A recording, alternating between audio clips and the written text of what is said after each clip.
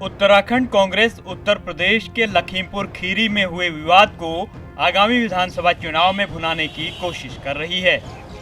बीते रोज पूर्व सीएम हरीश रावत और कांग्रेस प्रदेश अध्यक्ष गणेश गोदियाल समेत तमाम कांग्रेसी लखीमपुर खीरी कूच कर रहे थे, लेकिन पुलिस ने उनको बरेली में ही रोक लिया था। वरिष्ठ पत्रकार जय सिंह रावत कहते हैं कि लखीमपुर खीरी कांड का असर उत्तराखंड में होने वाले आगामी विधानसभा चुनाव में दिखना स्वाभाविक है।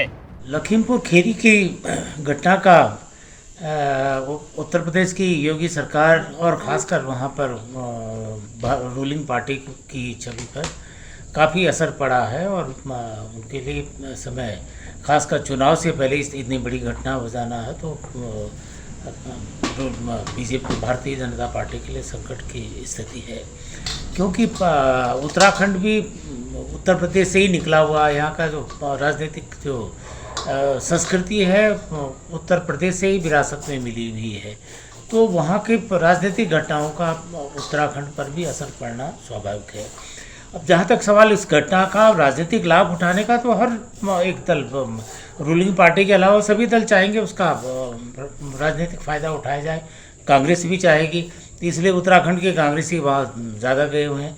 उत्तराखंड के कांग्रेसियों को ये भी होगा कि भाई तराई में इसका क्योंकि किसान ज़्यादा हैं उधम सिंह नगर और उधर, तो उसका असर वो वहाँ पर देख रहे हैं। वहीं से मुख्यमंत्री भी चुनाव लड़ेंगे।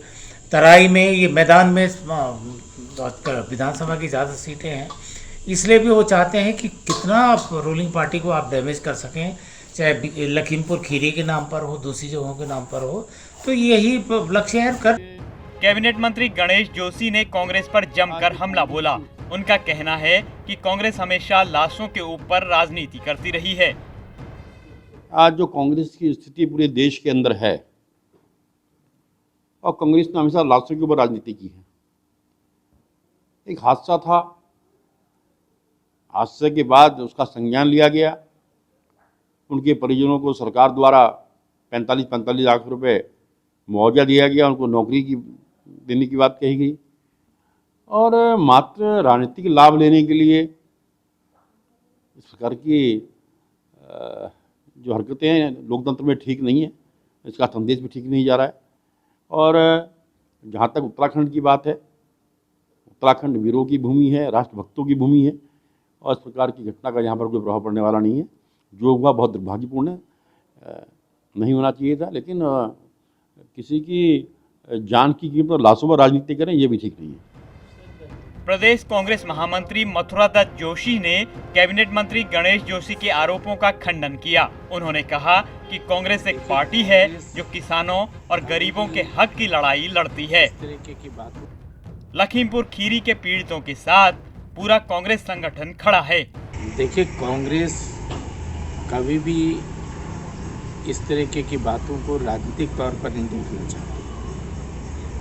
हम किसानों के हक की लड़ाई लड़ रहे हैं, किसानों का साथ दे रहे हैं। भारतीय जनता पार्टी की तरह किसानों का उत्पीड़न नहीं कर रहे हैं। हमारी पार्टी के शीर्ष नेता, जिनको भारतीय जनता पार्टी के नेताओं के पुत्रों द्वारा, केंद्रीय मंत्री के पुत्र द्वारा कुचला गया था, उन परिवारों के साथ भेंट करने जा रहे थे, उनसे बात करने जा रहे थे, उनको सांत्वना देने जा रहे थे, उनके प्रति संवेदना व्यक्त करने कांग्रेस के नेता जा रहे थे। आज पूरे देश का कांग्रेस जन लखीमपुर में पीड़ित किसान परिवारों के साथ है, जो किसान हताहत हुए हैं उनके साथ है। हम इसको कभी राजनीतिक चश्मों से नहीं देखना चाहते, न कांग्रेस देखती है।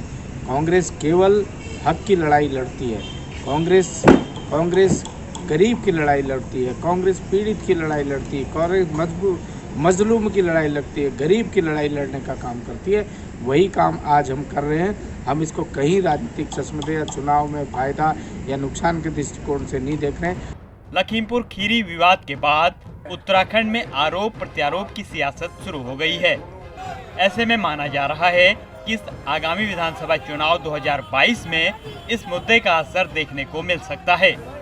ईटीवी भारत के लिए देहरादून से रोहित सोनी की रिपोर्ट।